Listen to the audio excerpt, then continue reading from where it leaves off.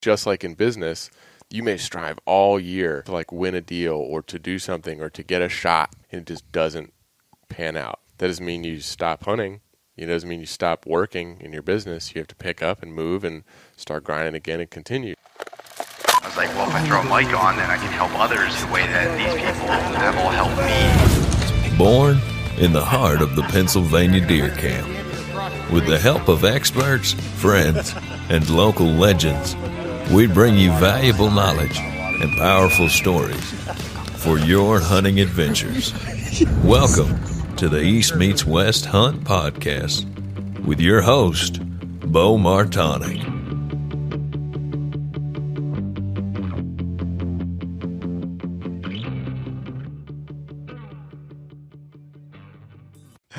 All right, we are live. Welcome back to another episode of the East Meets West Hunt Podcast, and I am joined to my left here by Matt Land and Jacob Lishen just on his left. What's going on, guys? Jacob Lishen, that's the bane of his existence right there. He gets crushed. Classic mispronunciation. Did I say it wrong? Gets it, man. He gets. But it's okay. Everybody says it. How do you say it? Lishen. Lishen. Yeah, it's okay. Everybody says it like it's fishing. It's like they just change the L out for an. It's like they change an F out for an L, and that's how they do it. But I think you're saying it wrong, man. Yeah, it's on you. You have to. Yeah. Maybe. I have to talk to like my great grandfather from Germany when they restructured the name. But I'll get on that. I know that a lot of families when they came over from Europe had changed their name when they got to the U.S. Like my mother's family's last name is Cherry, but when they came over from Italy, it was the Cherabo. So it was, and they had shortened it up to just Cherry. And I guess that's a thing. Interesting. Yeah, ours was. We don't have like super good information on the back side of my dad's side of the family, but my it's like 3 or 4 greats back when they came over. He kept his last name, but which we thought that he changed it when he came over. But we actually just recently learned, I didn't even told Matt this. He kept the last name for himself, his name from Germany, but he changed it for his 3 sons. And that's the name that one of my great grandfathers was one of those sons.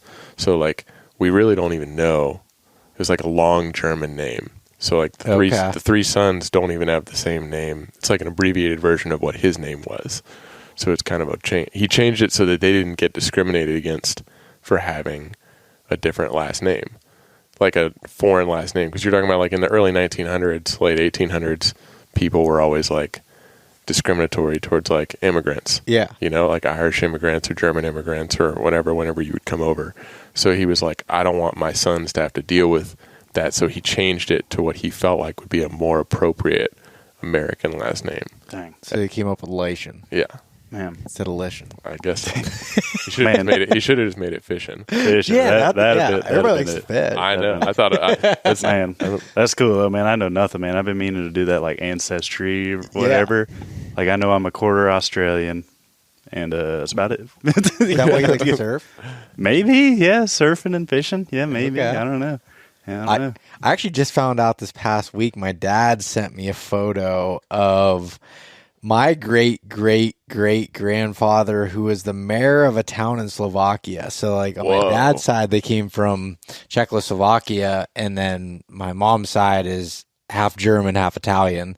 So yeah, there's quite the mixture there. But my dad has sent you guys see this photo of my great grandfather, whatever it was. He's a pretty interesting looking dude. Oh, he lived some. He's gonna show his picture. It's gonna look exactly like you. Dude, I've got one of those. I'd have to dig deep for it, but there is a picture of like my great. You should show him the picture of you when you were born in your wallet. Oh yeah, that's my baby picture. Yeah, show him. Yeah, I'll hit him with the baby picture real quick while he's pulling that up. I keep that thing at the ready. He does. He keeps a baby. Yeah, here it is. Oh, he got it. Yeah. Wow, dude, that's a super sick picture. You're gonna the resemblance is uncanny. Yeah, that's really cool. He got the mustache. He does have the mustache. Yeah, that's a serious grizzly man. Matt's baby picture. There's my baby picture right there. We can't. Unfortunately, we can't show that one on camera. That is funny. Bo will edit that. Truly in so you guys blessed. can see that. Truly blessed. That'll be the. That'll be the. I keep that thing on me, man. That'll be the thumbnail Yep. for the podcast. That's like the Nirvana. It really cover is. album It really is. for I don't remember what it Smells Like Teen Spirit. Was that the album Yeah, where they got something the like that. baby with, Something like that. that's yeah. naked? I think they got sued for that. I'm sure. Like I'm sure. years later. Oh yeah. Oh, man. Yeah. Nothing is allowed now. Yeah. Yeah. On that note, I'm going to do the quick ASMR for us. Oh. Okay. Crack a beer and cheers, gents. Cheers. Dude, it's You got the big truck, It's been half a- cab. You there it got is. the Yep. Coors Light. I Yep. got the Claudaddy. Yep, it's awesome, The man. Claudaddy. It's my first time meeting you. You guys have met before. We did a shoot today. It was awesome. Yep. I don't know how much we're allowed to talk about what we're working on, but it's cool. We can't talk too much about like the premise of what we're working on. We're doing a cool project for a mutual brand that we both work for. Can we say the brand name, or is that not allowed either? I think we said it on. I think I said it on. I think we said it on a different podcast, so we could say that we're working Yeah. with Hoyt. Yeah, Hoyt. Yeah. Yeah. So cool project that pretty pumped to have a small part in and get to hang out with you guys. So Jacob, well, actually, you and I met years ago at the ATA show, but we really had a long conversation, hung out a bunch at Total Archery Challenge in Pennsylvania this past summer. Yep. And it was funny. We're like, oh man, we should. I hope we get to work together, look for a project to do together in the future, and just so happen, Lo and behold. 7 months later, here we are. I got that phone call and I was like, "Oh, that's great. That's wild." Because I was hoping to get an opportunity to work with Beau. I was like, we literally were just talking about this. Because they said they wanted us to film with him. Yeah. Oh, that's cool, Because man. Beau is new on staff. That's cool. He's seen the light, so he's shooting what he should have been Seen shooting. the light. Seen the light. Oh, man. That's not like that. Shooting Hoyt. Jeremy. It's not like that. We're having that. a good time, man. But yeah, no, they were, Jeremy and I were brainstorming, guys, and he's like, what do you think about Beau? And I was like, oh, Beau would be a killer guy to have, be a part of it. And we talked about it, and I was like, that'd be great, because Beau and I were just talking and hanging out, and then he connected us, because I don't think I had your number or email, and then I tried to keep that from him. yeah, I could tell. He's trying to sell me something. Beau was, I had Beau on edge after Total Archery Challenge. Yeah. Yeah. Totally. Dang good. Oh, man. But it went great, and we had a pretty awesome day today. Got everything done that we needed to do, and we're excited. So we start post production on this whole thing kind of March April timeframe. So we're nearing the end of the filming saga. When does it launch? Well,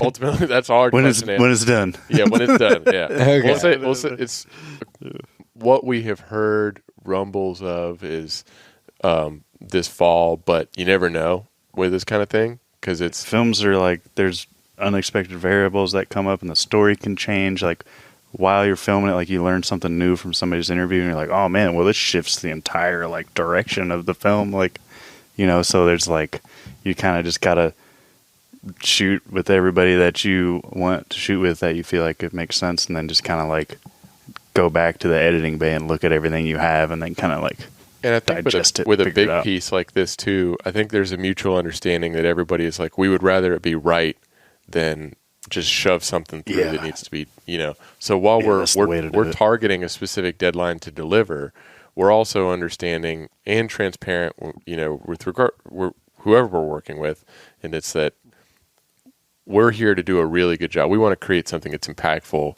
and tells a story and is cohesive and gives the client long-term value, not just something that's like a churn and burn piece. Like, we want it to be a legacy established piece for them. It's like there's more value, and it just is more impactful and more fulfilling on our end too, and it just does better for the world and for everybody to create a piece that's like timeless. It's like you can do and we do like cool short-term content and stuff, but the bigger ones that tell a bigger story, or it like helps people or educates or something, it's like the same message will carry and hit home 100 years from now.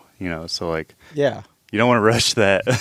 Well, and and it's kind of like, it's one of those things that you want someone to not just watch once. It's one of those films where you want to come back and watch it. Like I've mentioned it, there's, films that I've watched 10, 12 times over the years that I just like, man, that's, if I'm sitting here and I'm kind of bored at night and I'm like, I want to watch that. There's certain pieces that have that impact with it. And that's why I really love films and those types of things that tell a story, have something that creates a bigger impact. I love just, watching hunting shows per se, or just hunting in general, but there's something special about the film aspect. I think that the film aspect is so much of a deeper thing because you're like really encapsulated by the story. I feel like with a lot of hunting content in general, you kind of know what the conclusion is going to be. Like you're curious to see how they get there, but ultimately that it's like, well, it's the odds are, considering this is a hunting thing, it's going to end in a harvest. It's just kind of like you're sucked in to that point. But I think with the film component, you're telling something and there's a message. You can kind of lead people through this journey of understanding and, a combination of different feelings and emotions, and it's exciting. That's, Matt and I both love that. Yeah, it's like we've experienced like a bunch of different shifts and types of like filmmaking and video production. Essentially, we've been doing it for, I don't know. This is 8th year. It's somewhere in there. It's like the more purposeful, impactful stuff is just, it's just better for everybody. It's like it's more work and it can be stressful and there's a lot of coordination and management and stuff. But like, it's just so much better. Just for everybody. And I guess for people who don't know, we're filmmakers, Land Limited. We do films. It's really weird. The whole thing is really weird, honestly. Like, we just like do this because we love it, and we found a space in the outdoors, of which we love the nature and outdoors and the hunting, fishing, hike, camp, all that stuff. And we just found kind of a spot where we could help good people through the stuff that we know we're good at and have knowledge of. And it's gotten like, did the film festival thing, and there's been like awards and stuff, and it's really weird, but it's cool because it's like helping people and educating and inspiring people to like get outside and try something new and like all that. And we try to affiliate with I feel like organizations or groups that are thinking that same way. I think whenever you get started in the creative space, you have to do your best to just survive. And, we've had our fair share of that. And to an extent, some of our life is still that from a creative work perspective, but we're trying and have continued to try to like push ourselves in this direction of having the bulk of our time being spent on these impactful stories, because, we'll be able to, later in life or whenever we can point back and say, hey, 75 or 80% of our time as creatives was spent doing something that is going to be lastful, is going to be lasting and impactful, and have made a difference. And I refer to a lot of the work, like this project we're working on with you, as something we hope to be like a legacy piece, as something that's more of like it's here now, gone tomorrow, which is so much of the content that we all digest. I want stuff to ring out in our minds, even if whether somebody meets us or they see a piece and they don't think about it, somebody may spur up a conversation and 2 years later it immediately comes to mind and they know that they watched it. It's kind of like we were talking today and I was like, hey, had you seen that Appalachia piece that we started? And you're like, yeah, I've actually seen it a bunch of times. I had no idea that you guys did that. Dude. And like that's a piece we're really proud of because it was a really cool story and it was emotional and it was about an area of the country that's underserved in storytelling with West Virginia and mountain and whitetail hunting. And it was cool. It was really, so the more things we can do like that, that are telling a story and a mission, the better. Yeah, man, it's really like just with the outdoor industry as a whole, it's been super interesting. Like we learned coming into it, and the creative side of it is like, dude, this is crazy. Like the whole outdoor world is like 20 years behind. Like if you look at the films and stuff like Patagonia is putting out, and like, or I guess that's still kind of outdoor, probably more hunting specific is what I'm talking about. Yeah. Like, dude, this is like an amazing opportunity because because we like hunt and like we know the world, like it's crazy stories. Like the people are so interesting and so amazing, and like there's countless stories of amazing people and journeys that can be told in the hunting world, and it just hasn't. We just found a gap there, and just a cool place to again like help those good people tell their stories, and brands get tied to it, and then they benefit from it, and it's just it's just awesome, man. Like we love it, dude. We're thankful, man. It's nuts. Like it's. Well, yeah, and there's a film that you guys did recently that was really impactful from the standpoint, and something that was in legislation with the Colorado with the what was the I can't remember. It was Lionheart. Lionheart was the film name, but what was the bill that was? I did a whole podcast on it. But I can't think of it off the top of my head.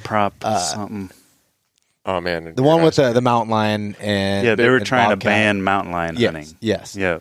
And where they, that whole deal. But you did the film Lionheart in collaboration with Blood Origins, correct? Mm-hmm. Yep. And then a third guy on our crew, Adam Perry, who's not here. I want to make sure he gets included in the conversation because Adam is a huge part of that. Yeah, he's a family man. Yeah, and the third amigo to our creative team, more or less. And he's not able to be here with us right now, but he's in Florida right now. Is he really in Florida? He's filming in Florida. Yeah, we're up here in the snow, and he's down there just on a boat right now. So. Yeah. I didn't know that. I feel a little less he's in Florida. He's in Florida right now. Yeah, we don't need to give him. No, we had. Yeah, he avoided the blizzard. He literally left Indiana where he lives. He put me on this.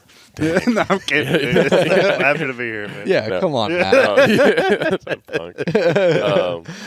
But yeah, Lionheart was cool, and if you guys aren't familiar, Blood Origins is an awesome group. Check out Robbie's stuff. Yeah, it's crazy. They're a big nonprofit and advocate for hunting and hunting rights, and Robbie extended the offer for us to work on that. It was the biggest project Blood Origins ever worked on at the time, and it took us, I think it was 8 weeks of filming for that project, and then about a little under a year from editing and post-production. Hard editing. And then Robbie spent a year working on getting it through the film festival circuit and timed it perfectly as far as the release, because they knew that the lion legislation was coming up in Colorado, and he kept holding on to the film and holding on to it and was just running it in private circles and doing private showings, and then garnered some more funding and did a big drop, leading up to the legislation pushing through.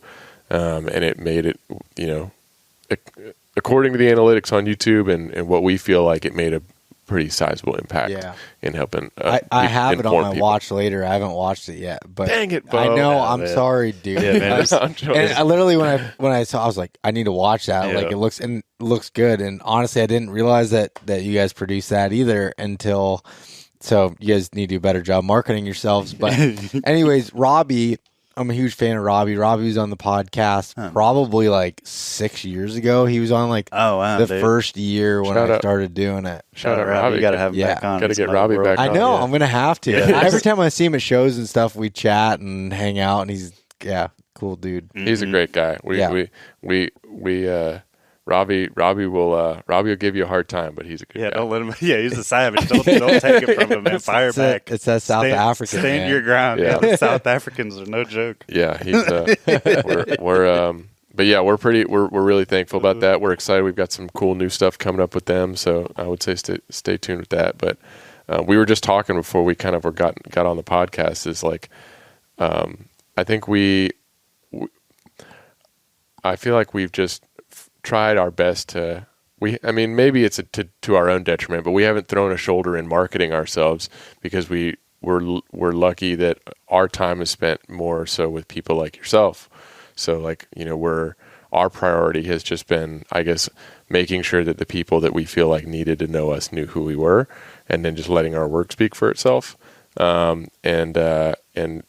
hear, I feel like it's pretty common where everybody's like, oh, I had no idea you guys worked on that project. It's like, that's kind of cool, and it's also kind of, I think, how it should be. And because I like when people make that realization that we worked on a project, and they didn't know. It's like one of those things. Like, we were in a spot. Like, first of all, the whole concept in general, to be paid to go play with cameras and run around outdoors is nuts. Yeah. So it's like, dude, we're just thankful to be here. This is crazy. Yeah, I'm going to go all in and, grind on this. But like those deeper, more impactful projects like the Lionheart project was like, dude, this is bigger than us, man. Like we gotta go in, we gotta heads down and like just get this done, because this is like, so we just didn't care about like, it's not about us, it's about this message and this story. Like, dude, like who cares who filmed it? Like just get it out there. Like, so yeah, that's not kind of really how we work with that. So we've just kind of been. And Matt said earlier too, like we just kind of, and I know Beau, you probably experienced this too. Like I think a lot of people in the space, they kind of look at, I think like when you're invested in like the creative life side of things, as like it's like, it seems like you're just reaping reward all the time, but a lot of times you just get your head down and you're just going, and it's like, yeah, we got to do this cool project, or we have gotten to do other cool projects where we're going to a cool place, but it's almost like it's awesome. And, we always take a moment to sit back and appreciate like what we have and what the opportunity we're being given. But at the same time,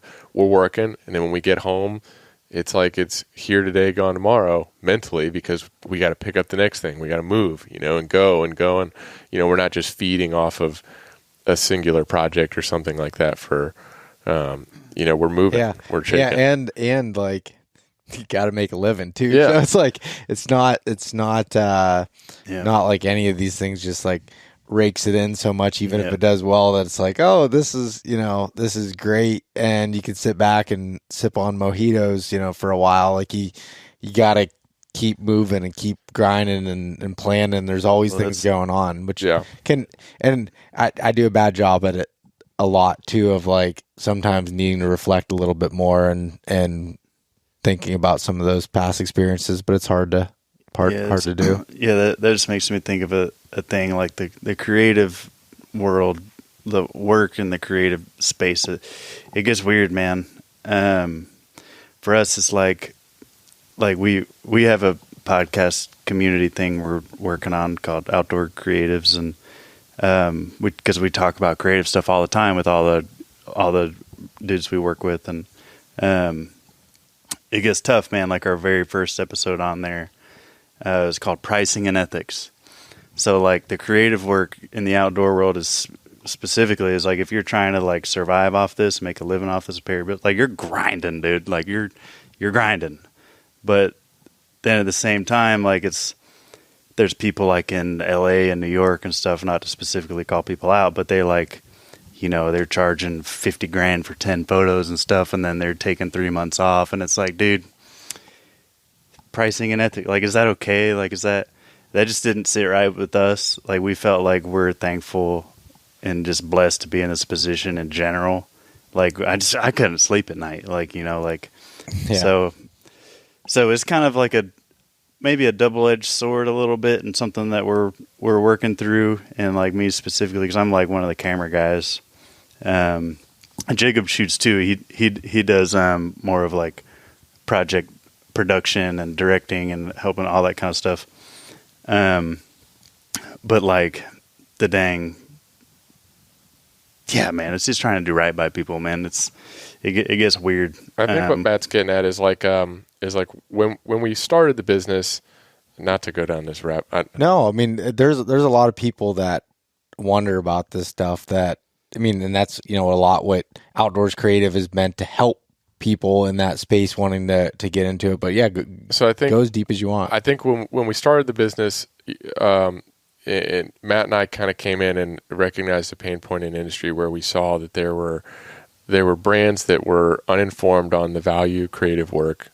They were either being overcharged, or they weren't seeing the quality creative work that they needed being delivered to them, or they were kind of being passed off. Because like, Matt, so, he kindly mentions like the outdoor industry is led and focused. Matt mentioned the outdoor industry is 20 years behind earlier. And what we mean by that is that the outdoor industry is populated by people who love to do what we do. get into this space if you don't love hiking, camping, hunting, fishing. I'm sure there's some people out there that work at organizations that are in the back end of things and don't, but for the most part, it's run by people who are passionate about that. So sometimes things like marketing endeavors or creative vision from like a film perspective might fall behind maybe an industry that is exclusively like being driven by that, you know, like cameras or, some of these other, kind of forerunner industries where everybody's looking for ideas. So we were part of that in the marketing space, in a prior life, and saw that. And then we looked at the outdoor industry and we said, how do we continue to bring some of these ideas from other spaces and impart them into the stories and missions of here, and also make honest, just change in the model that was the creative relationship between brands and creators. And for us, it meant, being transparent about our deliverables, being transparent about the work that we were doing, pricing fair, and building strong relationships with the brands in the industry, brands in the space that we wanted to work for, and making sure that they knew that regardless of whether there was an opportunity to pay us, that we were here to be an advocate for them and to inform them. We have brands that'll call us and be like, hey, what do you guys think about this? We just got this quote from somebody. And I'll transparently be like, hey, this is this or this is that, because they just trust us as a non-biased team. This is being people that we have never worked with, but we'll just ask our feedback on things. Yeah. And that comes from having built rapport and friendships and relationships in the space, because we enjoy to do these things on ourselves, and we have a vested interest in seeing the success of the outdoor industry continue to scale. Yeah, it's kind of like you touched on it before we got into this. Me and Jacob were in the tech world, man. We were suit and tie, like big tech, like $1 million deals, like craziness.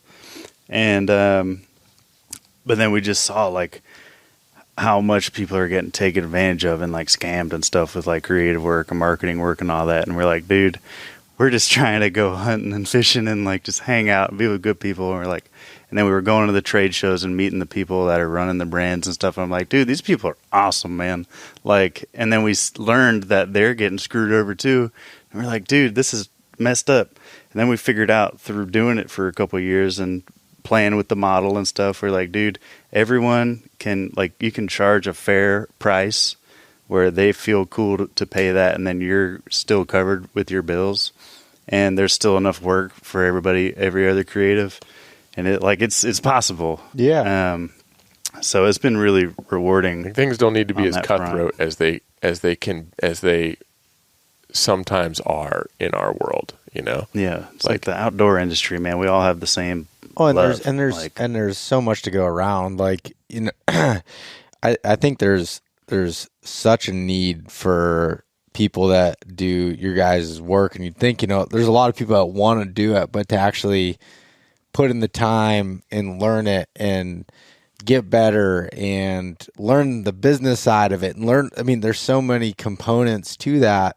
And even then, with the way that the world is with digital media and how companies need to market and tell stories and do all these things, there's still, I feel like, not enough people out there. Content consumption rate is insane. Yeah. And I think too that there used to be this ideology that still exists in some spaces, but what we have tried to put our foot forward in is this is a creative work in our space, and what we try to do is an open arms thing. Like, we're here to share.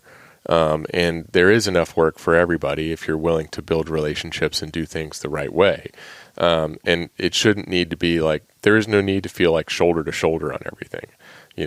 There's enough space to play. And if somebody comes up and asks us, or if there's a new creative that's out there, it's like, man, I want to do this. Well, you can, it's the opportunity is there. Like, everything in the world today is ruled by people digesting content on their phones. And it's like all the time, and organizations need that. And if you're willing to work hard and be an honest person that's gonna like put the relationship first, then I think that anybody can kind of take that take that leap. Yeah. You know? And the brands want different looks too. Like, you know, over the years, and we've been doing it a little while now too. And like me personally, as a camera person or whatever, it's like I have my personal style that I personally like. It leans like more moody and like kind of vibey, emotional kind of stuff. But I still can shoot light and bright, and you know, like different styles and brands, and it makes sense for them. Like they want like a kind of handful of different creatives with different styles and specialties. So like we talk all the time on Outdoor Creatives. Like people get bummed out. They're like, "Oh, dude, like I was trying to work with this like speaker company or something, but I just saw they just signed on with this guy, and you know he's crushing it." And I'm like, "But dude, you're a totally different person. You're a totally different brain, totally different eye. Like, you know, there's still a spot for you. You just need to like go talk to him, like like hang out, like." Yeah. Well, and everyone's got their own strong suits and niches, like basically when it comes down to it. I mean, it doesn't matter what line of work you're in. Everyone's kind of got their own skill set. And when it comes to creative side of thing, there's not really a right or wrong thing. And this is my opinion, but there's not a right or wrong thing. It's your own style and leaning into it. You know, obviously you have to bend a little bit depending on what the brands are looking for or whatever, but sometimes there's things that just don't fit. You know, there could be a project someone could come to you guys with and you're like, that's not really our style. And it's just like, yeah, maybe you know somebody that's better fit for it. Yep. And I think that's spot on. I think that to kind of put a little bit of a bow on some of that is just like, I feel like people shouldn't be intimidated by, you know, getting into the creative process or jumping in on things. You know, just approach it. You know, when Matt and I started the business, the whole philosophy was do good work with good people and do what you love. If you put those two things forward and like you kind of focus on that, I think that you'll end up where you need to be, whether it's intentionally or unintentionally.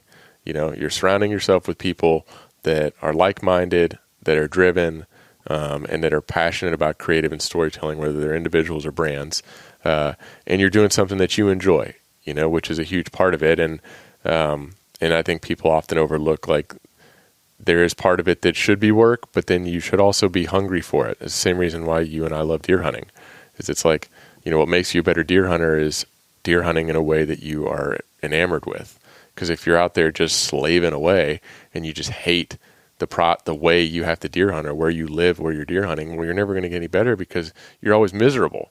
Yeah. You know, like you're going to be sitting there just treading your legs in water, or you're going to find excuses to avoid learning, you know? And the storytelling thing is something that we're passionate about the end result, and passionate about the impact we make. And the process to get there is a constant learning and growth process, both internally in how we work and communicate with ourselves, but also just in finding new stories and cool things to tell. You know, so, and I think everybody can do that. Everybody has the opportunity to do that. And I think like deer hunting, like you have the opportunity to do, like, we're all kind of, there's some nuances there that we're not all dealt the same deck of cards per se, but at the same time, you have that opportunity to work hard at something and learn it and be able to, like, I think there's so many, you know, people could look at both you guys, successful filmmakers, and creating this brand and this company that's, you know, serving some awesome brands and everything else too, but, you know, and be like, wow, man, I wish I could do that. But it's like, I mean, you guys were, you know, our normal guys that, you know, just worked really hard at it and grinded and you know, had that ethos of what the people you wanted to work with and the projects you wanted to work on, and spent a lot of time, you know, perfecting your craft. And right now, I mean, there's a lot of resources like what you guys are building with Outdoor Creative and different resources on YouTube and stuff to learn that stuff. You just got to put in the time and the effort to do so, and be okay with sucking for a while. Yeah. And, Sucking for a long time. Still sucking. It's like deer hunting, you know, or any hunting. It's a lot of like constant failure and learning, and I think that's what's exciting about it. You know, is there's always room to grow. You know, whether it's each of us taking on a new role, or me jumping into something new, or Matt learned an entirely new editing platform last year. He made a completely new switch. And It took me like 2 years to make that switch. Was that what were you using before? This is for video editing. I started off in Final Cut Pro and got it to the point where I was like, I'm master commander level. Like, I got this. And then DaVinci got their stuff going on, and we just got into doing different, like more of the documentary style, longer form stuff, and more of the like cinema, like really using the big cinema cameras and all that stuff. And it's like, God, DaVinci has better stuff for that. And it was hard too, because it's like I'm actively working on stuff. It's like I still have to edit this stuff. I can edit this in 3 days in Final Cut Pro and get it done, or I can switch to DaVinci and I just don't know where any of the buttons are, and it's going to take me like 2 weeks. Yeah. I'm like, so it took me 2 years to make that switch, but I made the switch and it was a game changer. Nope. Kicking and screaming, but it happened. Yeah. He was very reluctant. The whole team was like, change. Come on, Matt. Everybody was like pushing him. Yeah. So where? So you guys were both in the tech industry. Did you work together, or what was? We did, briefly. Yeah. So you guys grew up together and you worked together. Yeah, we go way back, man. Yeah, we just straight up from 8th grade. I laid him out on the football field, just kind of folded him in half. Yeah, right. Yeah, pancake blocked him. Don't listen to this lie. His legs were all the way back. Don't listen to that lie. No. Some of that Florida football. Yeah, that Florida football is a different breed. There's something in the water down there. Yeah. But no. Yeah. Jacob doesn't like it. Yeah, he's pissed. But we met there, and then then we just kind of became best friends. He brought me to his hunting camp in Georgia with his family for my first time hunting. Make deer camp great again? Yeah, buddy. Yeah. Let's keep making it great. Dude, the deer camp, it was killer, man. I was like, this is awesome. Like, we're eating sausages and hanging out and freezing to death and in Georgia. Georgia, dude, it was so cool. Yeah, remember. Yeah, Matt's a little girl when it comes. Matt's a sissy when it comes to. We gotta be. I don't know if that's better. We can't. Another We asterisk. can't use. Yeah, we gotta need all the asterisks. You can't say anything today. It's hard. Matt's Florida for the most Matt's part, man. I'm sensitive with his surfing cold and stuff. temperatures. Matt was dressed like an Eskimo out there today, and Beau was up there with no gloves on while we were filming. Just yeah, and I'm just making him just like, all right, keep holding that draw. Just keep holding. Holding my bow back. I'm like blowing the air on him from the drone. It's like super cold. Matt's out here with full Michelin Man garb, and Beau's up there with an ambient hoodie and no pants. and I'm fanning him with the drone props. Just giving him that cool breeze. I didn't realize that, I knew like we were going to do some stuff, and you had me go to full draw, and I was like, and you're like, hold. I'm like, how many reps of holding for a minute? Like, I've been out of bow season for a little while now. I'm not built up for this. That's Matt's favorite word when we're on shoots. Hold. And everybody's dude, I'm on the sticks, man, and I'm like trying to dodge these twigs. Yeah, you're lucky I didn't swing that bow. I was thinking about send it. an iron will through the shoulder. We made it out alive. There's no drone crash. There was no sliced jugular. There's none of that. But no, we grew up together, and then went to separate colleges, played athletics in college, and then after school, both Matt and I ended up in Tampa and Florida. And ended up in the tech space, worked at the same company for like 8 or 9 months, and then the company kind of re-headquartered and like let go of everybody that was at the HQ in Tampa. Yeah, they were like, move to Minnesota or we're going to lay you off. And I'm like, brother, there's no chance. Not moving to Minnesota. This is back years ago. We're like at the time, we were both born and raised Florida kids who'd only left for school. So like, it's like you're going to ask a bunch of like Minnesota early 20-year-old Florida boys to move to Minneapolis for a tech job. Yeah, there was no chance. Like, yeah, I'm gonna leave the Sunshine State. Yeah. To They're like, head up "But to we're in like Minnesota." downtown Tampa. Yeah.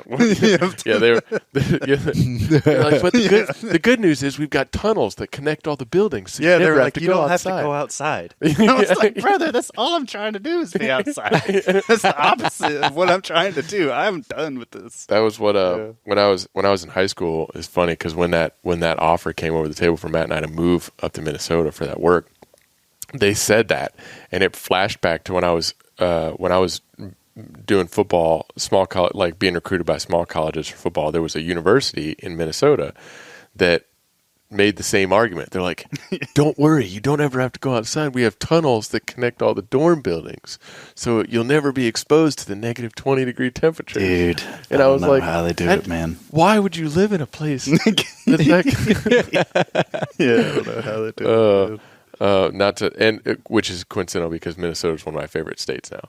After having actually gone there, I'm like, it's beautiful here. It is beautiful. Yeah. But no, so we did that, and then worked in a couple different tech companies for a few years, a couple different spaces. Matt was in mobile app development. I was in cybersecurity, and then we ended up back working for another, for working together again for a startup that actually was a tech company that was a platform-based solution that put vetted outdoor guides in touch with people looking for guided adventures. Yep. So like they would pre-vet the guides and then help people get connected to them. And Fishing charters mostly. Okay. yeah, so kind of like a guide fitter type thing, but a little bit different. Similar, yeah. What was And the name of that company? Eye Trekkers, rest in peace. the rest in peace key that it didn't. Yep. We were there for. It wasn't our fault. Yeah, it was a very productive year. I mean, that business was like on the track to be. It was cool. phenomenal. Yeah, it was cool. It could have been good, but there was just back end stuff going on that we didn't know about that was out of our control, and yeah, it just didn't. Yeah, it's tough trying to get a business off the ground and going, and just. I mean, Well, they had been going for like a year or two when they brought us on, and they were established in the community in Florida, but it was just there was some things going on behind the scenes that we weren't privy to. As Matt was marketing director and I was sales director, and there was only so much. You can't save a business in 8 months. It's very hard. No. You know. Yeah. So when we left there, Matt and I is coincidental. Like the night before, we were just talking about we got to do our own thing and we got to find something we want to do. And the realization came to term that's like, well, we can't do that staying in Tampa, like because it was so expensive to live there. Like we were only able to do it because we were working these tech jobs that paid really well, and entrepreneurship does not pay really well, especially not in the beginning. No. And we literally were talking about that process, and we had our own startup at the time that we were trying to get off the ground, and that was struggling, and we went into work the next day. Fault. Yeah, not our fault. Not our fault. Yeah. Rest Matt in will peace. preface, rest in peace. There's a lot of learning life lessons that are rest in peace. That's the journey. thing, man. It's like even if everything's a lesson, man. Even if it's something bad that happens, and you're like, "Dang, this is just so unfortunate. I'm so bummed. This sucks so bad." Just hang in there. There's learning from it, and you'll grow, and you're just meant for the next thing. That's just Man, and that's perspective you have to have with it. Like anything, I feel like anything that you quote unquote fail at or do not succeed, like you got to look at it and try to figure out a way to pull the positive out of it. Yeah, and just man. move along. yeah, Because dude. you can cry to yourself all you want, and I cry every once in a while. You gotta get some tears out. I miss a deer or something. I'm gonna get down, but like you can't stay down forever. Nah, Otherwise, dude, you gotta learn from it and carry on, and don't make that mistake again. We talked about we were talking about that a little bit today when we were sitting down and talking about an interview was like I think the importance of like failure and understanding like things like that and how it I think a lot of people, we live in such an instant gratification world where it's almost like success is expected, whether it's even like on your phone or just something really simple. It's like the wins can be easy to get. You can go to the grocery store and buy a pack of meat. You can swipe right or left.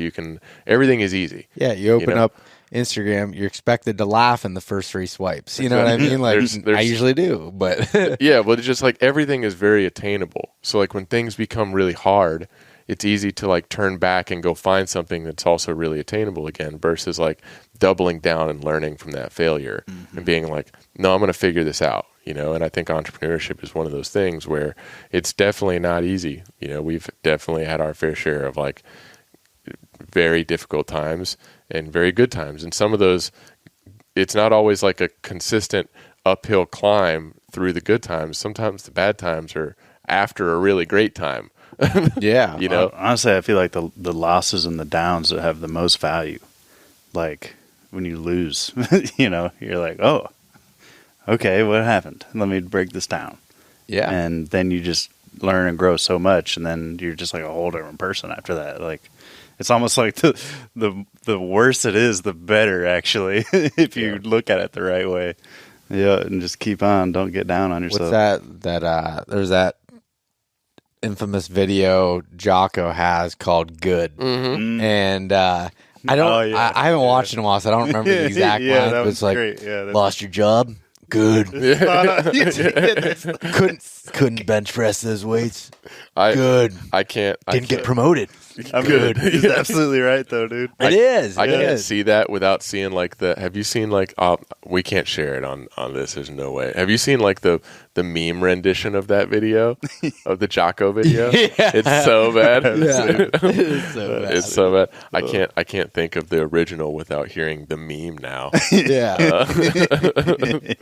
I wonder if I remember this while I'm editing, maybe I could pull the regular version and put it in here. The good. I don't know if there's copyright things with playing that. I'm sure you could play that. And I would assume so. I mean, I think Rogan does that kind of stuff. I feel like it. This is basically Rogan. You can't. I don't think that this is. I don't think this become. Well, they may not be. You may not be able to monetize this. There's rules around that. Yeah, there's the monetization. Savages. Dang algorithm. And I'm an entrepreneur, so I need money. Yeah, I think people. I think that like, which that's one of the funny things too is like, just the mindset. I think from the outside looking in is like you look at like people that are in the outdoor industry that get to do cool things. And, you know, or get to do the things that they've worked really hard to get to do, like yourself, Beau. But then sometimes you lose sight of the fact as just an audience member of how, like, it's not always really easy. You're like, oh, yeah, I actually do need cash right now. You know, like, I could use some extra work, you know. And people are like, oh, man, it must be nice. You know, you're out, like, you went to that elk hunt, or you did this, or you did that. And it's like, well, hey, brother, like, you know, it's not really, like, yeah, there's ups, but there's also downs. It's it's tough too. It's been really interesting and cool doing the camera thing and getting to like shoot with people you grew up watching on TV and stuff. And it's like, man, it's normal. Yeah, well, it's just really easy to be like, oh, well, yeah, it must be nice. He's got it easy. He's just been coasting his whole life, and you know, it's like maybe the perception at that time might seem like that on a surface level, but then we go out and film with that person. It's like, dude, this is so many hard. Like, how is he okay? Like, this is crazy. Like, this dude has been through it, man, and he came out, and he's good, and he's just an amazing person. And this is crazy.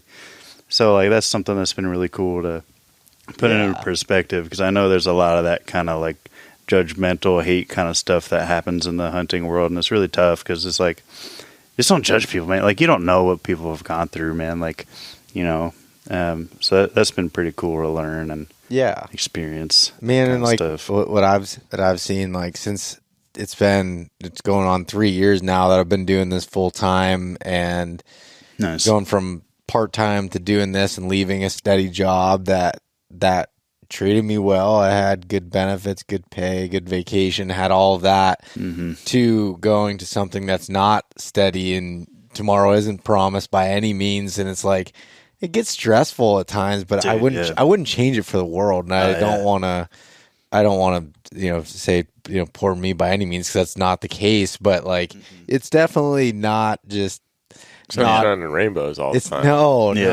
Yeah. It's like you earn your stripes just like anybody else does. As Josh Elderton says, it's not all ice cream and hand jobs. There you go. Nice. But Yeah. it's seriously it's Ice cream and crane dips. yeah.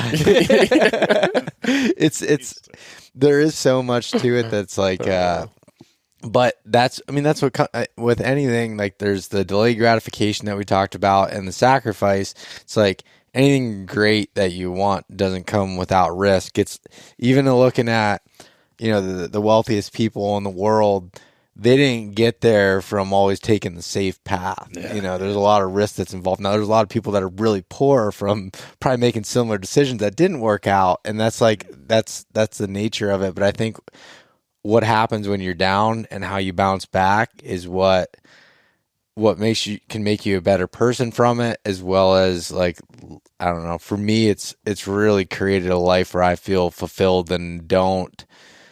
And I don't know, I'm just happier in general, even when things aren't going my way. And like, I was at the dentist the other day, and I figured out how to get a root canal, and I'm like, damn it, that sucks.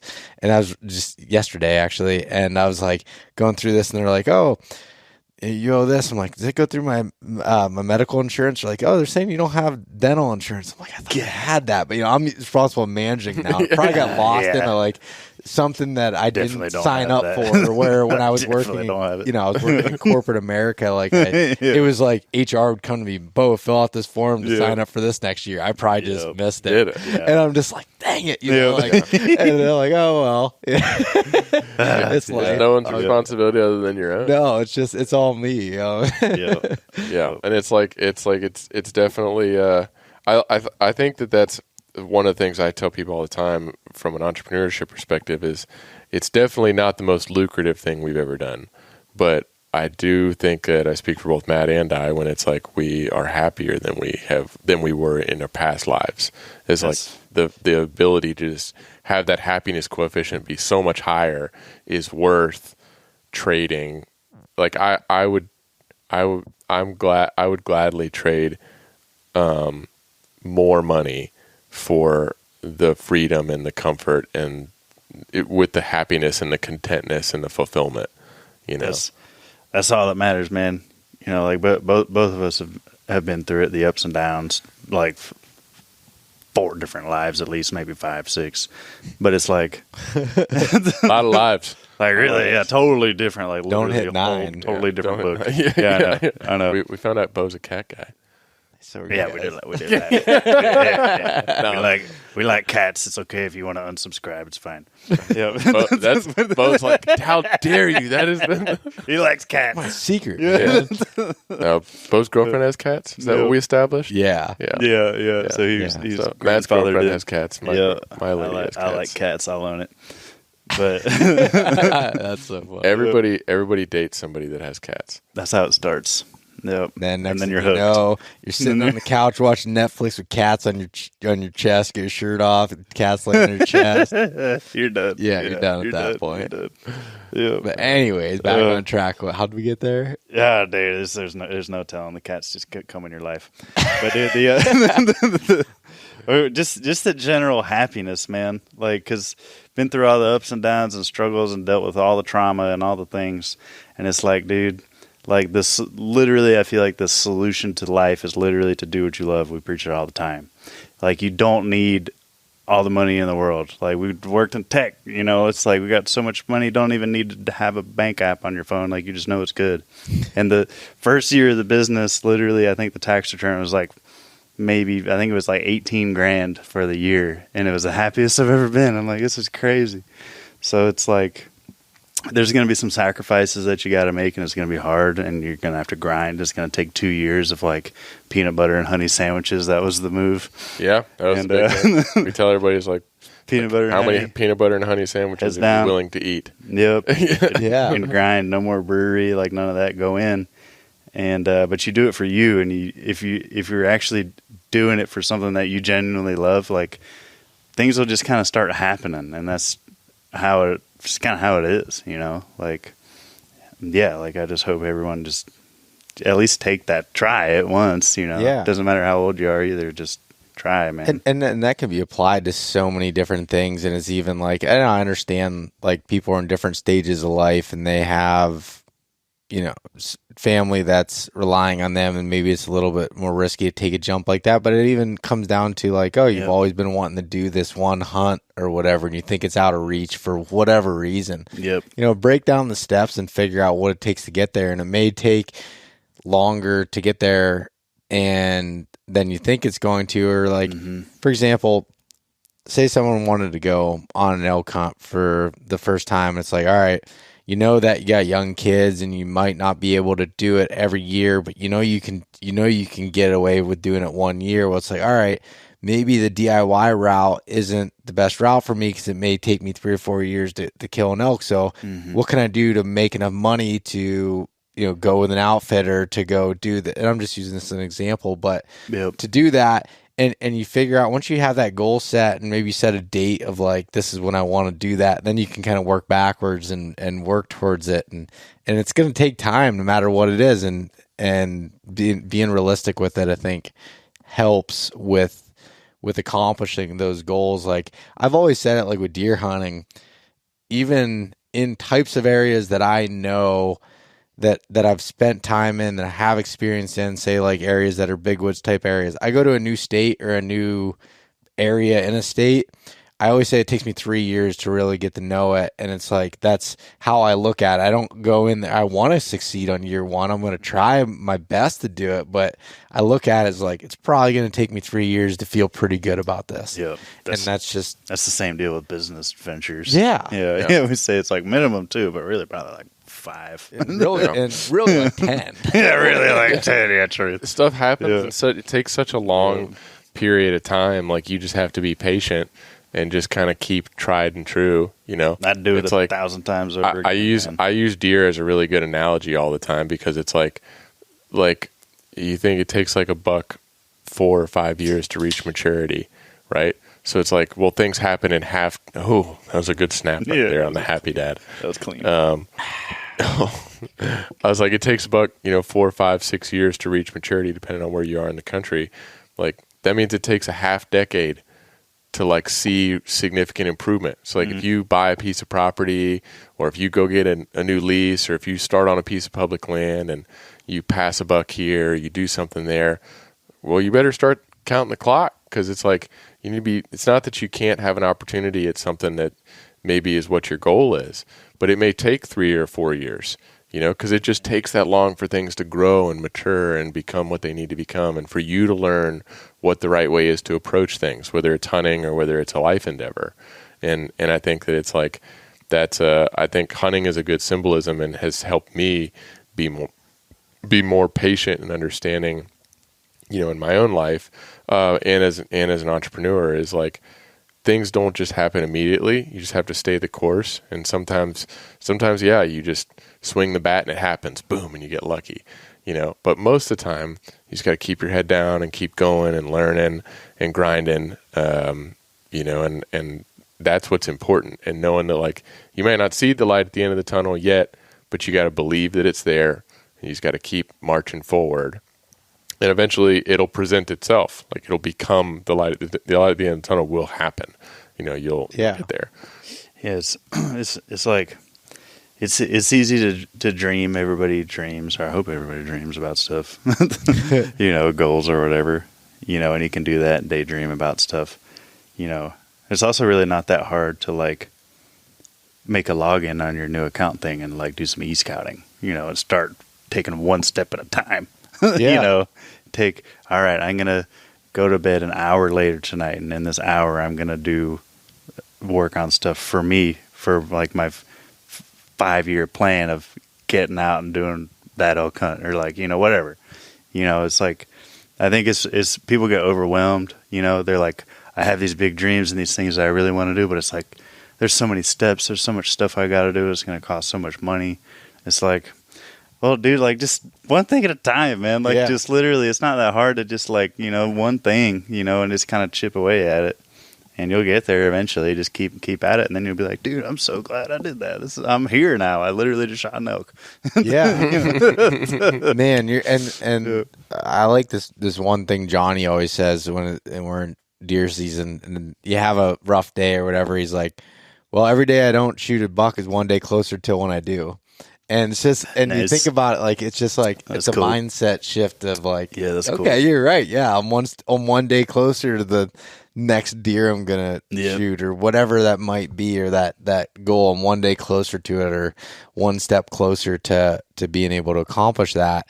And sometimes it's, at least for me, it's I have to trick myself almost in my mind of like, and whatever you need to do to accomplish those goals and work at it, because I know for myself, I get overwhelmed a lot when I think of something new, of like how I'm going to learn that. We were talking about like legal stuff today and stuff with attorneys and everything. I'm like, my mind, I'm like, I don't know any of this. I just want to forget about it. And then it's like, really, I'd heard, I think it was Alex Hormozy had said it. He's like, in 20 hours of work, you can learn a new skill to a level where you're not an expert, but you're proficient enough to have an idea of what's going on. Yep. And it's like, really, that's true. Like, you can, if I really was serious about learning some of these things we were discussing earlier, like, okay, I could take tomorrow of a Saturday and spend it researching and learning and doing stuff. And I probably have a pretty good idea by the end of the day what I need to do. Well, and if you can't, like, that's the nice thing is like, if you think about 20 hours, it's like, well, yeah, if you look at that all at once, you're like, oh gosh, man, 20, but you break it up. Yeah. It's like, oh, it's, 4 hours tomorrow afternoon after your lunch break, 1 to 5. And then it's like, oh, well, you don't need that. You get a week's worth of those and you're basically at your threshold, or you're over your 20-hour threshold. And you're like, oh man, I'm in now, so a week of afternoons and you're where you need to be as far as being informed, or at least knowledgeable enough to move forward. Yeah, I've got a good recent life example of this topic or whatever. Went down to Florida for Christmas. My mom's down there, and she's got a little lake house, and she it's just super overgrown. Like, she can barely even see the water. And went down there with my lady Allie, and pretty much every time I go down there, because I'm in North Carolina, she's in Florida, so it's like, it's like a thing for me to like get down there. I'm like, I gotta like quick 10-hour trip. This is really inconvenient, Mom. I'm not gonna lie. She's not gonna listen to this. Yeah, so I know. Like, please just move. Really be an inconvenient, Mom. Yeah. But every time I'm down there, I'm like, all right, I just want to like gift physical labor, because she can only do so much. And her boyfriend Tim is awesome, but he's a bodybuilder and his back is jacked. And it's jacked physically with muscle, but it's also jacked with like spinal separation. So like, you can't do that much. Damn it, Tim. Yeah. I know. So I get down there. I'm like, man, let me get in that yard and let me do some labor. And I brought my girlfriend down. And I'm like, all right, I'm bringing you into this. Like, let's go. And she's looking at it just like with big eyes, just like overwhelmed. It's same concept that we're talking about, like just making an elk hunt happen or something big in life, a new business or whatever. And she's just like wide-eyed looking at how thick it is. And I'm like, today we're clearing this out and we're going to be able to see this water, and she's going to be able to walk down to the edge and it's going to be awesome. She's like, no way. There's no way. And I put her on the leaf blower, just cranking, and I had a little chainsaw, and I'm like, all right, I'm going one tree at a time. I think I took like 8-9 trees and cut them up and just got a burn pile going, and then started taking the machete to brush and stuff. And literally it was like maybe like 5.5 hours of work, and it was like a whole new place. And it was just, so I took it one tree at a time, and all right, now we're going to put them in the burn pile. Bam, there's that task. And then just kind of like work down the line, process or whatever. And then she was like, oh my gosh, I can't believe this is insane. I'm like, yeah, if you just kind of like lock in and just compartmentalize things and just complete the task and then go on to the next one, you'll get there. You know? And that was a cool like example of that. and you got to complete the task too. That's a thing that I've personally been working on that I've been doing way better at. It's like it's easy to start something and you get going and then you get distracted and you start something else and then the first project didn't get finished and then you're just like a problem. Yeah, or something gets Like a bored, or problem. something gets boring, and that lust of it like kind of wears off, and you just kind of want to stop.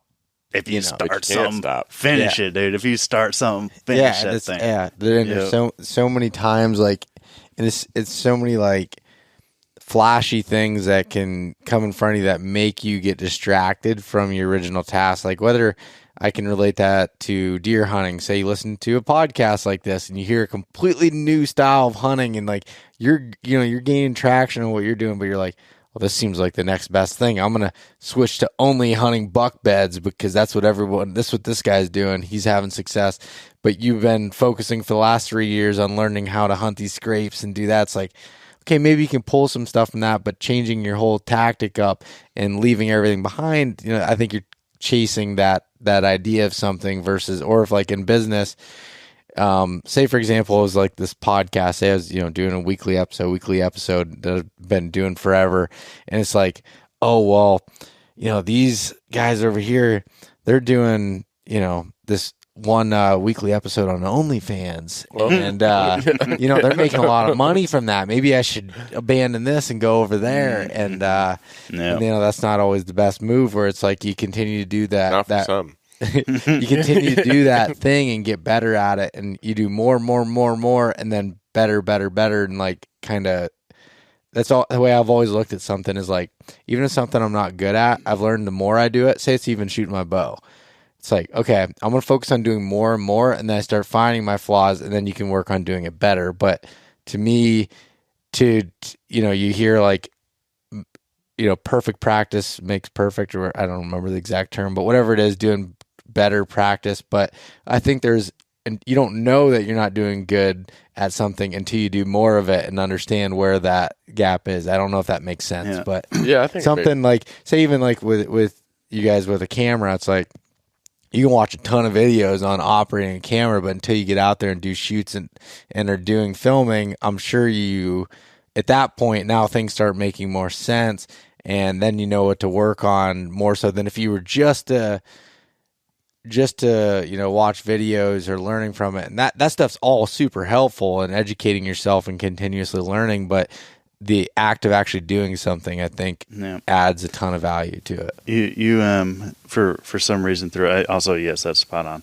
For some reason through all that, you got me thinking about like the correlation, or I guess maybe the relationship between hunters and entrepreneurship.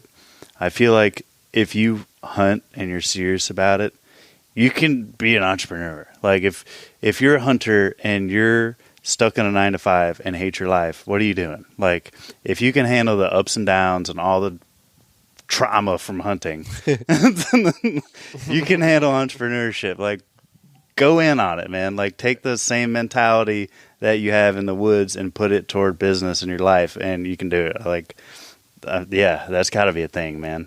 Yeah, for real. Like, hunters, from everyone I've met and talked to and like everything, like there's got to be some of the most mentally strong people. Like, I think you just have to be accustomed to, like, the biggest thing about entrepreneurship is like you have to be comfortable with being wrong and failing a lot, like from the start. Like you're gonna make mistakes. You're gonna, miss a backup. You're gonna do whatever you need.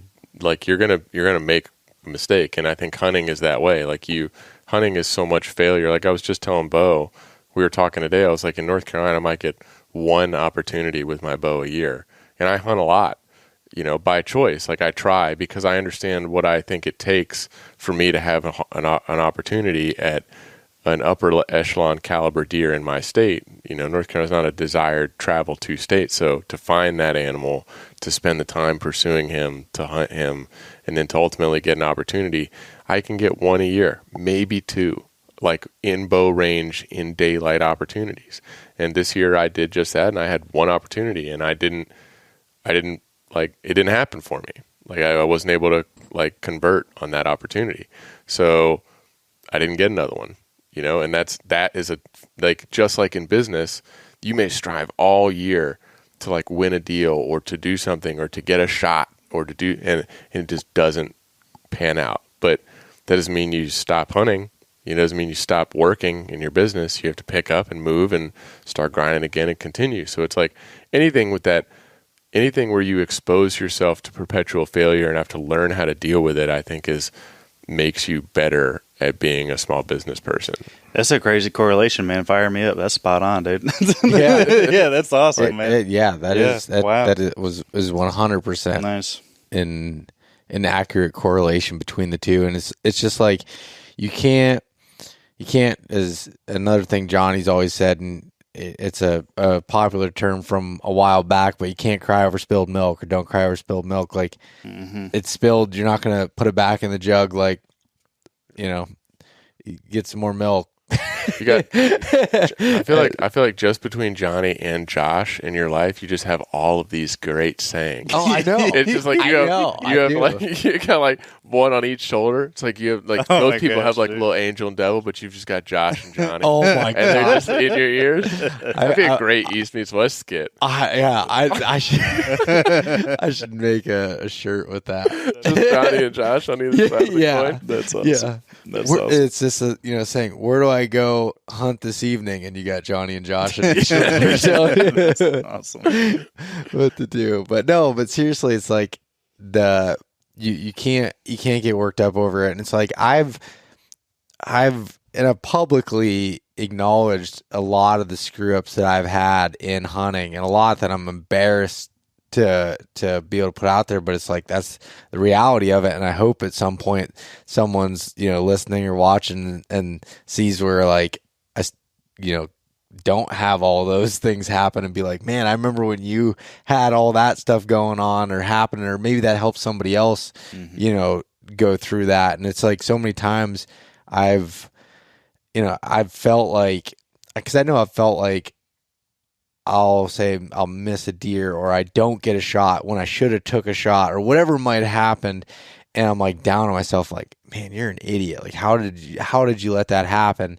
And then I talk to other people and I share that, and then all of a sudden they share it with me that they may not have otherwise, and be like, oh, that happened to me, and realize it happens to a lot more people than you think. But also, it's like I feel like you never learn when things go right. It's like, oh yeah, I'm going to go sit on this field edge because the wind is right, and all of a sudden it's perfect, and you just make a great shot, and it's like, yeah, versus like if you go into the woods and you're like, I think I should set up right here, and this is where I need to be, and then you're sitting there and standing at last light, like he walks 70, or like I feel like a common scenario is like you walk in and you're standing there by this tree, or you make a setup and then you're like there for 20, 30 minutes and you make a move. You're like, I need to be over there. And you can see where you were, and like right at dark or something, you look back and that buck is standing like right by the tree that you would have been in. If you had just like, that's a learning scenario, because it's like you still called the shot. You still made the decision to do what you did,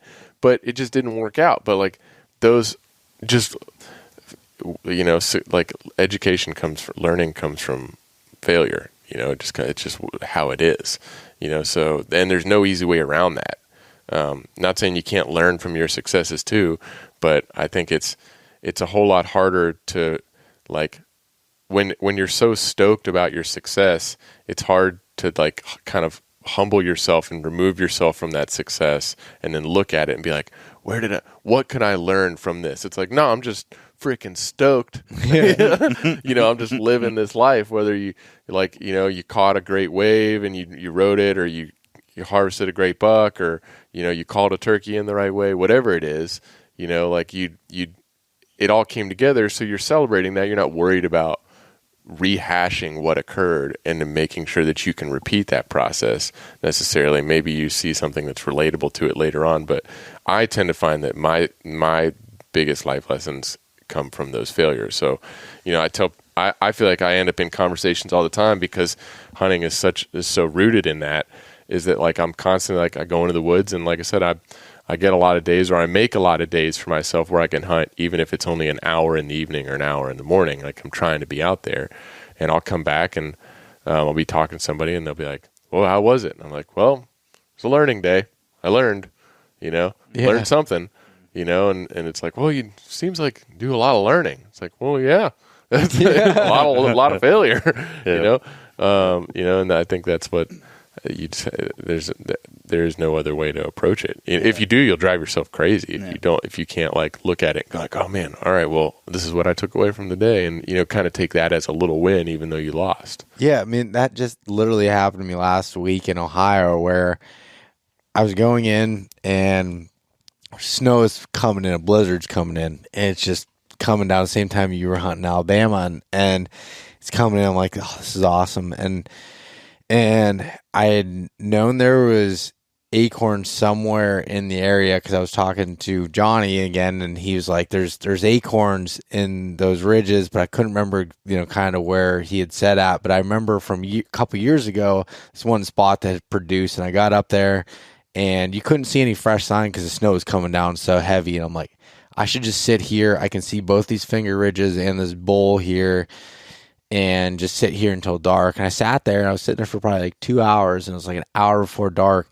I'm like, man, I should be still hunting because the snow's coming down. I could be sneaking through. They're not going to hear me coming. And I did like a hybrid approach where I got up and I moved a little bit, and I was sitting. I moved I was only 120 yards away from my original spot that I'd sat for hours. Sat there till dark, nothing. Coming back out, fresh tracks. Literally walked to the tree that I was sitting next to, the buck track, and he dropped down into this spot, and I'm like, you've got to be kidding me. Like, I picked the right spot, and then I and I was like, there I go again. Don't second guess yourself. Like, it was just a learning, coming back to the learning experience. I just laughed once I saw it. I was like, and then Johnny ended up going in there after I left, 2 days later, and killing a buck in that exact spot. Do I know if it's that same buck? I don't know, but it was just kind of funny how that all worked out. Man, yeah, dude, that's a savage, hilarious example. But yeah, I feel like I get bummed out or maybe confused when I see hunters that are like unhappy with their lives and they're stuck in a spot where they like put themselves in that spot. It's like, man, you go through so many. I don't think there's anything else that you can do that's as like mentally developing as hunting, like from the ups and downs, all those learning experiences. It's like, man, you're learning so much out there and growing so much from what you're doing hunting. Like, just apply that to your life. Like that's gotta correlate, so it's like, yeah, I guess, yeah, that's some kind of feeling I have there. Cause I've seen it. I'm like seeing successful hunters and known people, but it's like, they're miserable with their life. I'm like, dude, come on, there's got to be correlation there. Yeah. Something like that. Yep. It's trying to be happy, man. And then you got the double down of just time and nature and outdoors and all the healing and therapy that just comes with just that alone, just being out there, So yeah, man. Yeah. No. Yeah, we're pretty lucky to also just to be in a country that has those opportunities to be able to go hunt, and that it's approachable from really anybody to be able to get out there and go do it and try it and have that experience. There's a lot of countries where it's only rich people have the opportunity to hunt, and I'm just super thankful for that. We talked a little bit today. That was interesting. Like, one of the things that, kind of came up in our conversations that I feel like was unique compared to like other conversations we've had recently was like I think like inclusivity is a hot button word right now, but like hunting in and of itself is naturally inclusive. Like anybody can do it. And the opportunity in the States here it's a wide open thing. Like, there's nothing that's holding anybody back from just going and learning. If you want to learn, like, yeah, maybe at times it can be hard to find a mentor, but there's a lot of good content out there on YouTube. There's a lot of good information that you can find on Google, and you can just go hike around. We all started somewhere. I was we grew up hunting, but not in the same way that I hunt now. And I didn't really have a mentor for mobile hunting. I just was like, I think I need a climber and a bow. And I just watched a lot of YouTube videos, and went out and just failed and failed and failed. And then finally found some success, and was lucky enough that the success that I was having, paralleled our venture into the outdoor space. So I got to meet cool people and talk to folks like yourself, Beau, who'd been hunting a lot longer than me. And I got to kind of like just be a sponge, soak things up, And I think that that's a big thing is if you're interested in the outdoors, or if you want to get into hunting, or if you're sitting here and you're somebody who's like listening to the East Meets West podcast, trying to pick up nuggets, or if you're struggling, it's the norm. It's an inclusive, open thing. Like you can go try and figure out an elk hunt, like Matt was talking about earlier, and start laying those floor pieces, or you can just try to get better at something that's in your own backyard. And I think that's the beauty of the country that we live in, and the opportunities that are present here is you don't have to be any one person. Yeah, maybe you're not going to go on a doll sheep hunt tomorrow, but you can go on a whitetail hunt. If you're down south, you can go buy a small game license and shoot a rabbit or a squirrel or whatever. Like there's a lot out there that can be a facilitator for the growth we're talking about. It doesn't always have to be these big existential, 5 and 7 day hunts. It's like you can go buy $180 Maverick shotgun at a gun shop and shoot a squirrel and have the same existential experience and learning. Yeah. Yeah, no. Yes to all of that. And like you can, that's what's so cool. And like, even when, you're talking about the doll sheep hunt, we talked about it earlier when we were doing the interview of like how deer hunting is accessible to most people. It doesn't matter how many zeros or how few zeros are on your paycheck at the end of your numbers there that you're getting, or how much money you're making essentially. But, looking at something like a sheep hunt, you can put big goals in place, just understanding that it's going to take, again, going back to the whole delayed gratification and looking at it, it's like you start a small business, you can't expect to be Apple in a few years. It doesn't mean you shouldn't have those goals of getting there, but just understand the sacrifice and the amount of work that's going to go into to be able to do that. Yeah. Because I actually have caught myself in recent times, as I'm sitting here saying this, of being like, man, I don't think I'll ever be in a position where I'm able to go sheep hunt. And it's like, well, if I say that, then no, I'm not going to. Put it out there. Because it seems out of reach from I do the same thing. You know what I mean? Like, and I don't know if I don't think that's the way I should be looking at it. Now, if I don't want to go on a sheep hunt, then you don't want to go on a sheep hunt. But if you have that as a goal and it's actually important to you, then I think sometimes we don't look at it from a realistic perspective when it can be. And yeah, I don't know. That's just kind of my thoughts. I think it's right. I mean, I relate because I do the same, specifically with sheep. Because like a Rocky Mountain bighorn sheep is like my bucket list thing to do, and it's like 17 to 25 years to draw that tag on regular permits.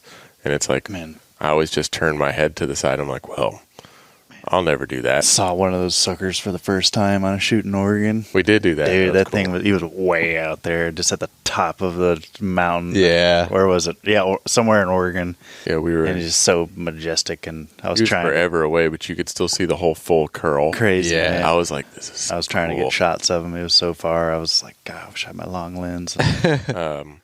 But it's, I catch myself doing the same thing, man. I think it's easy to do, even if we sit here and talk about it and rant and rave about, the right way to do things. It's easy to be guilty of yourself and be sitting here like, just hearing you said, I was like, oh yeah, I did that. Like I put off buying preference points, like just starting to add points to that wallet of a bighorn sheep hunt. Cause I'm like, well, I'll be 57. If I draw, but it's, so it's like, but if I can go when I'm 50, if I can go when I'm 57, I'll be glad I'm going when I'm 57, Well, and like whatever it is, like the mindset and even being small minded with it. Like I was just saying, I've been with a sheep hunt. Now sheep hunts, kind of like the pinnacle or one of the most expensive like hunts that you can go on for the experience of it. But looking back at myself, even, when I was graduating high school, I remember watching videos of Waddell and all them hunting elk, thinking that I'd never be able to hunt elk. Yeah. Well, then, I've hunted elk half a dozen times now since that. Once I made that decision to go, never been west of the Mississippi before myself, and then just, going out there and chasing that, and then getting to the point where I was actually able to shoot elk and like have those experiences. And then it was like my like most bucket list hunt for me was moose, like Alaskan moose, Yukon moose, and I was like, man, again, something that I'm like completely out of reach. A few years ago, I figured out how to go on a DIY hunt. Got lucky that a buddy of mine was able to get in with a transporter that was really difficult to get in with, invited me along. It just so happened to work out that I went.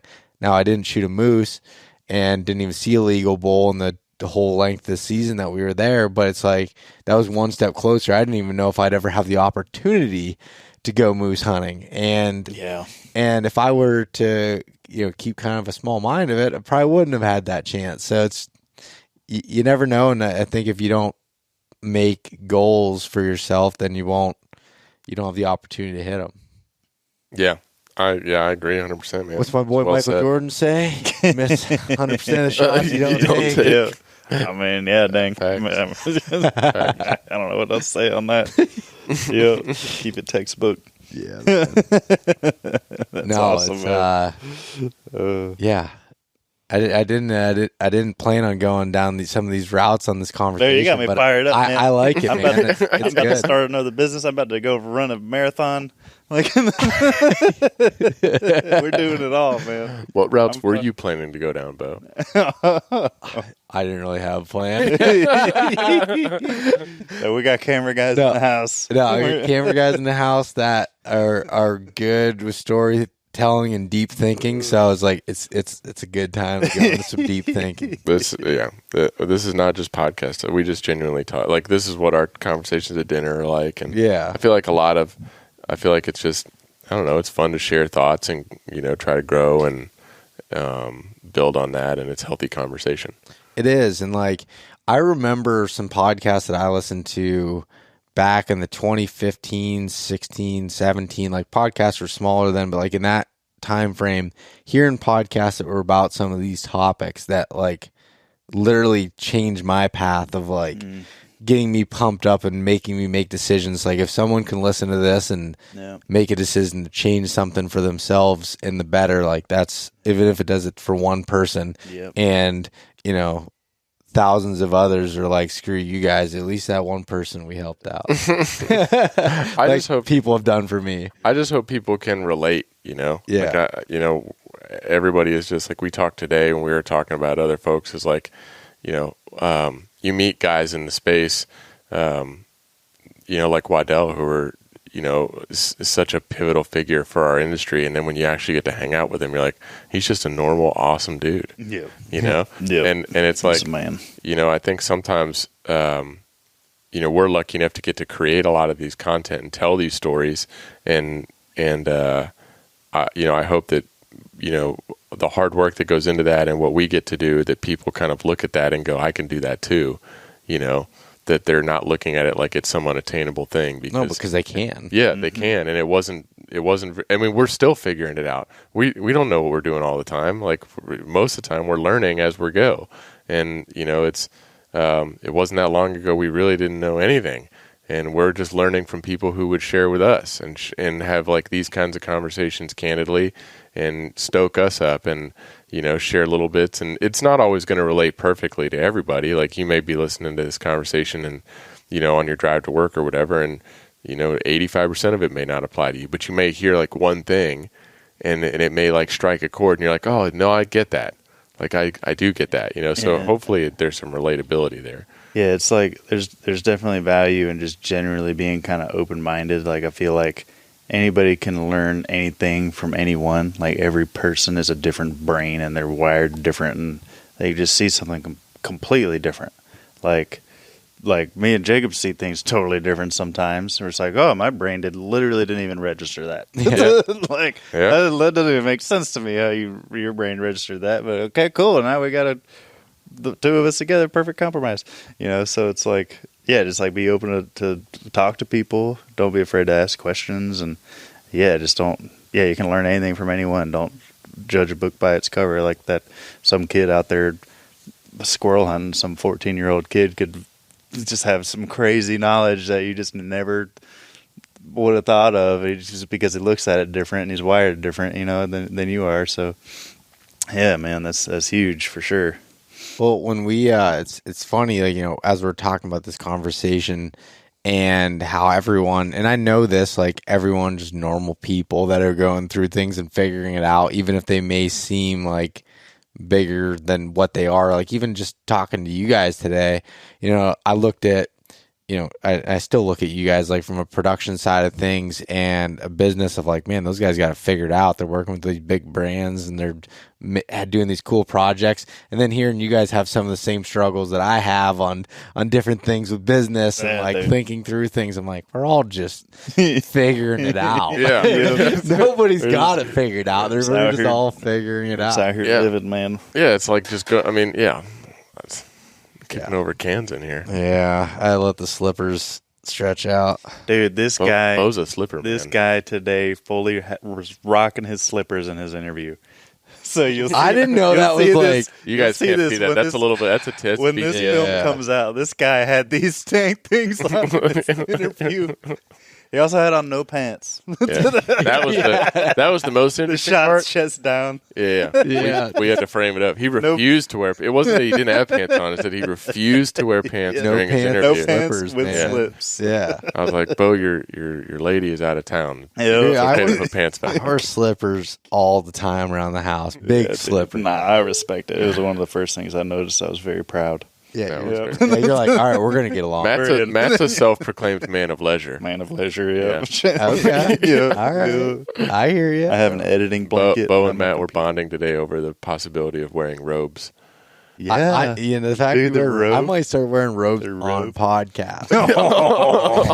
Yes, dude. Yes. That's a bold move. Yes. Yeah, that'd be pretty cool. Dude, you're just opening yourself up to the OnlyFans transition. Yeah, I'm trying to slowly work my way into it, but I guess it might come faster than that was a bad. All right, we're going off the rails here, so I think we're gonna wrap this one up. It's like on that. OnlyFans has been brought up way too many times in Yeah. one podcast, one yeah. East Meets West podcast. I got my account created, and we're working on the content side of things. We'll film that tomorrow. Yeah. So Camera guys are in the house. Yeah. camera guys are in the house. Got to utilize them while they're here. we decided before the podcast started, it's East Meets Crotch. Oh, that's too much, man. No, it's beast meets breast. Oh, my gosh, East Meets. That's pretty ridiculous. That's been said before. Bill at Spartan Forge, I think, came up with that. Oh, is that a good film? Yeah, that Oh, was a that's Bill Pretty one. good, man. It was pretty good. But Jeez, anyways, dude. guys, thank you for spending the day here with me and putting up and trying to make something creative out of me being there in front of the camera and just hanging out, going to dinner and stuff. Really enjoyed you guys coming Dude, up heck here and yeah, hanging man. out. And Heck yeah, man. It's an honor, brother. We appreciate you having us. Yeah, man. Yeah. Nothing but good times and good Yep. vibes. for sure. So where can everybody follow along with your guys' stuff, see what you're all about? Yeah, man. We got stuff on the internet. We got The internet. yeah. Yeah. You can on Land Limited on Instagram, Yeah. Outdoor Creatives on Instagram. Yeah. Outdoor Creatives Co. technically. Outdoor on Creatives Instagram. Co. on Instagram. The co-op. And then on Yeah. internet, as Matt says. And the internet. On the internet. Yeah. Land Limited. We got Landlimited.com. Yep. No, actually, it's land.limited. That's the Oh, yeah, website- no the .com. website. Yeah, we have to specify to people. We're ahead of Special- our, we're ahead of our special time like on that. Yeah. Yeah. Just a clean land.limited. Okay. Yep. Next is this new age. Yep. New age. I know Right. and we know it's confusing, but Yeah. just leave the .com off the end of that. But yeah, man, it's weird. We've always felt like it's not about us, but it's cool too. We're learning, like, people get value from our work, and that's cool. So if you want to check it out, there's stuff on really we don't, because we do brand work, so it's like they post it, like they use it. So like, But we got new stuff we're working on that'll share more of that and be easier for people to find and watch our films. We'll have a new website soon. Actually, I've been working on a new website. I've been a slave on the back end. I'm kind of one of those back end website kind of guys too. So yeah, new website revamp coming. But it's all just love for outdoors, nature, hunt, fish, hike, camp, all that kind of stuff. Plenty of cool films and brands and all that stuff on there. Awesome. Yep. That's it. Yeah, man. Cool. Thanks, guys. Heck yeah, dude. Yeah, Appreciate you, brother. Awesome stuff, man. Hey, guys. Thanks so much for listening. If you enjoyed this conversation, share it with your buddies.